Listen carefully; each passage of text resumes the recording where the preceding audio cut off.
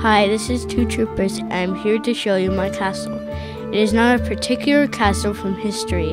It is my design of a castle of components that most all medieval castles had based on my research. You will notice the water around the castle walls. The moat was man-made. They dug around the castle walls and made a deep ditch. Castles were often built near a body of water like a river. They would build a dam which would make the water backflow into the moat, and then they would seal it off.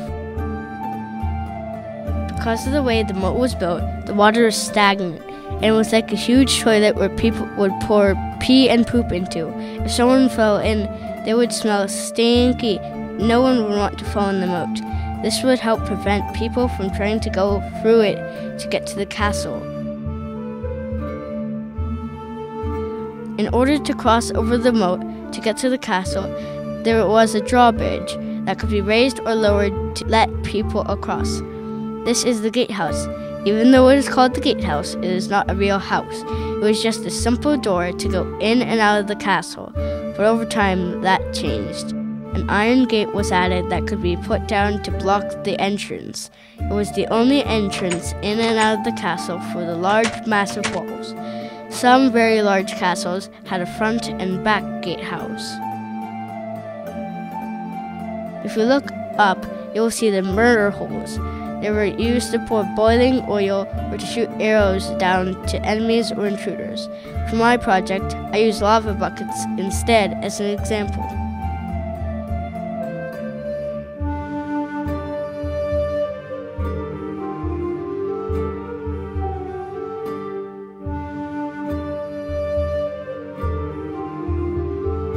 The walls of the castle were very thick for protection, up to 8 feet thick. You could walk around the castle walls and could fire at people while staying covered. The walls were high, giving the knights a good view of the surround area and could see enemies approaching from far away. There were towers on every corner of the castle. They were used for defense. They were higher up than the castle walls, and you could see even farther. If you look out in the distance, you can see a small village.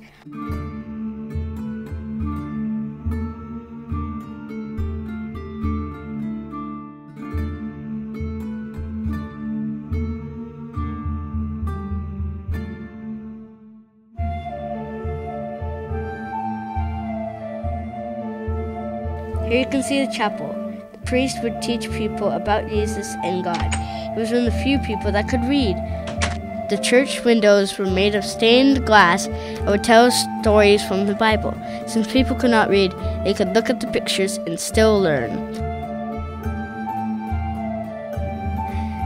In the back of the church is the priest's quarters.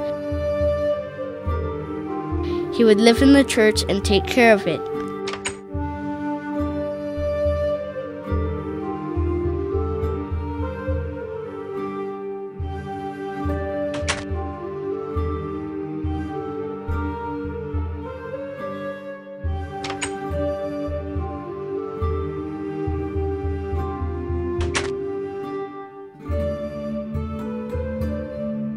Next to the chapel, we have the blacksmith's workshop. The blacksmith would make armor, swords, and other iron products.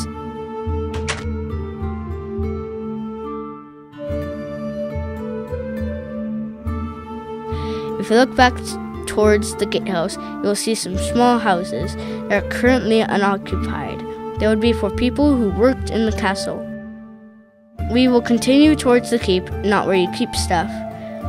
It is the most secure and safest part of the castle. It is where the king and queen lived. On the way, we passed by the well. This is where they would get fresher water. We enter the keep into the throne room.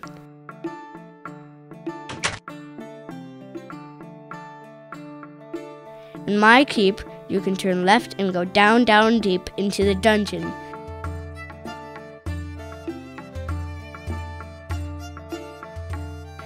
There are two sides. To the left, you will find yourself in the dungeon where people would be held before they were punished, but not like a jail where you would be held for a really long time. In medieval times, you would be held in the dungeon for a short time only.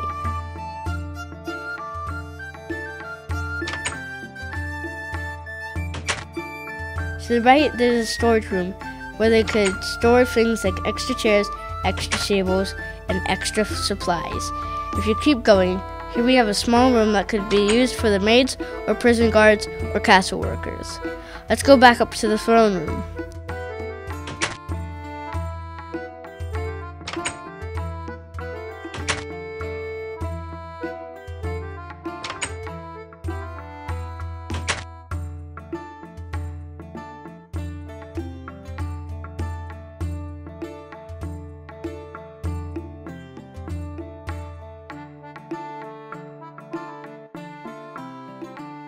The throne room was a large room where people could come and see the king.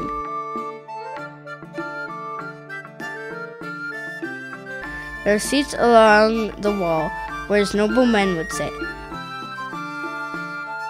I created a little path where he could go to the Great Hall, but we'll come back to this part a little later.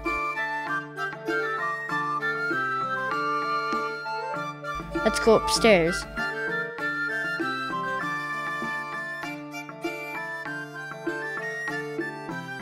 Once you reach the second floor, you will enter the armor room. You will see different types of armor along the walls. This is the table where the king would sit with his knights to discuss plans of attack.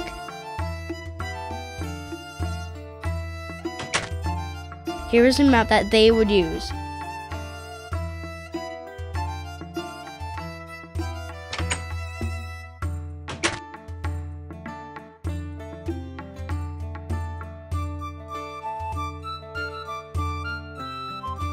You will notice a large fireplace to warm the room.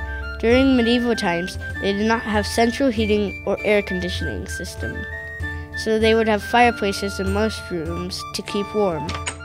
If we continue going upwards, you will find yourself on the top floor of the keep.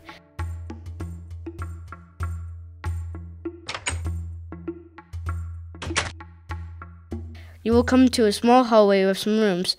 The one on the right with 2 beds would be for the queen's maids to help her get dressed and to take care of her needs.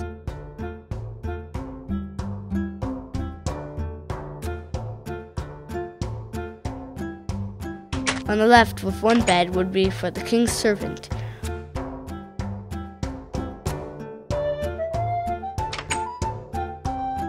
If you continue down the hallway, you will enter the queen's room. The king and queen did not share a room. They had separate rooms with separate beds, but they both had large beds. This would be her wardrobe since they did not have closets.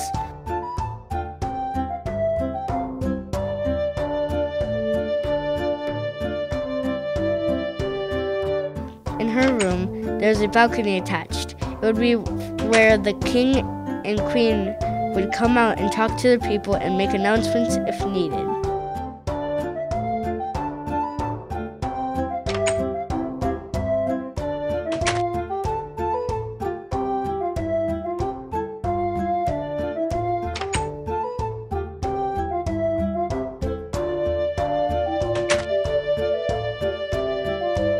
Before we get to the king's room, let's go up the ladder. The ladder leads to the roof where they could see all around the castle grounds. They could shoot arrows from up above here too if they needed.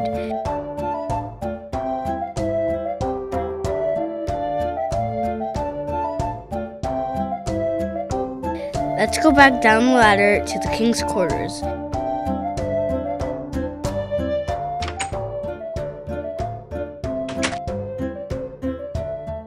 He has a large bed. He has a chest. Let's take a look at what's inside. Oh look, there's a book and quill. Let's see what it says.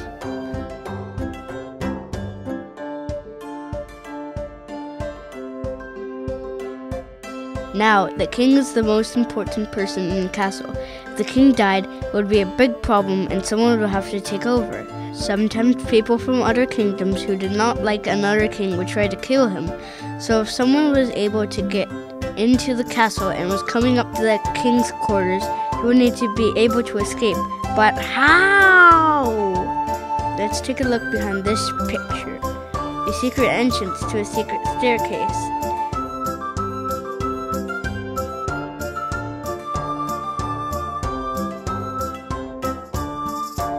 Here we have a lever to block the exit so no one can enter. That leads all the way down to the Great Hall. The king would escape through the Great Hall, but let's take a look at this room. You've got to have a place to have dinner and parties. The Great Hall was just that. It was great. It was very fancy. This room had a gold ceiling and many expensive tapestries and paintings. The king would entertain important people in this room. The king would sit at the head of the table. If you sat close to the king, you were more important. If you sat farther away from the king, you were less important.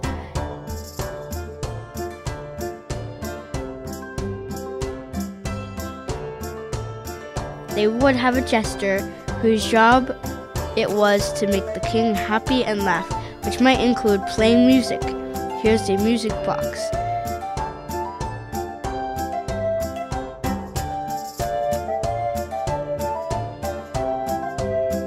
At the back of the Great Hall, we have the kitchen and the chef's quarters. There's cake!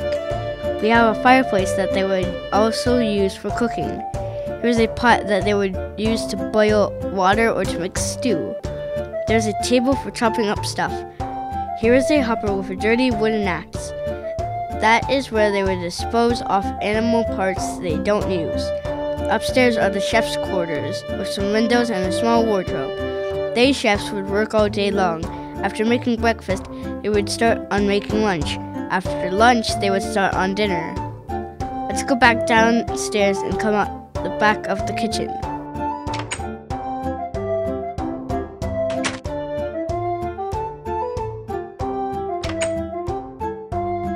When we enter the library, you will see that there is a lot of bookshelves.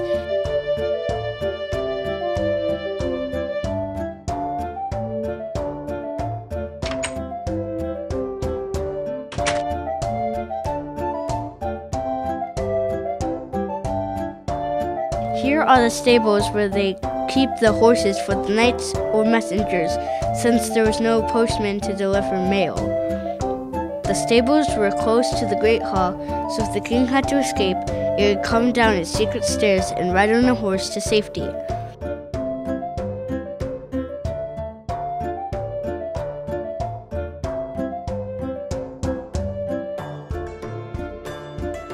There is also a chicken coop with the annoying chickens. They would use the chickens for eggs and for food. Next to the coop is a small garden where we have growing wheat and melons, but a real castle would have more food growing. Thank you for watching my tour of my castle.